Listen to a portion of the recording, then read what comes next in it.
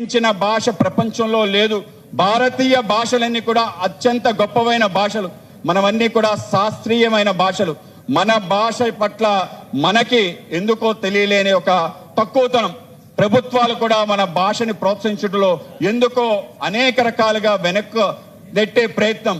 భాషా మాధ్యమాన్ని రద్దు చేసి గత ప్రభుత్వం ఒక కళంకాన్ని రాష్ట్రంలో ప్రవేశపెట్టిన తప్పనిసరిగా ఆంధ్రప్రదేశ్ భారతీయ జనతా పార్టీ తెలుగు భాష ఉన్నతి కోసం, తెలుగు యొక్క ప్రాశస్యాన్ని పెంచటం కేవలం వ్యవహార భాషకే కాకుండా శాసన భాషగా, అలాగే అన్ని రకాలుగా తెలుగుకి ఉన్నతి వచ్చే విధంగా తప్పనిసరిగా ప్రయత్నం చేసే విధంగా, ఆ విధంగా మనందరం కూడా మన సంస్కృతి, మన భాష, మన పండగలు ఆ స్థానానికి వచ్చే విధంగా ప్రయత్నం చేయటం, మనందరం కూడా ఆ విధంగా ఒక కొత్త వరవడి ఈ రాష్ట్రంలో సృష్టించాల్సిన అవసరం ఉంది. ఆ విధంగా మనందరం తప్పనిసరిగా ప్రయాణం చేయాలి. అలాగే గతంలో వెంకయ్య నాయుడు గారు చెప్పేవాడు, ఒక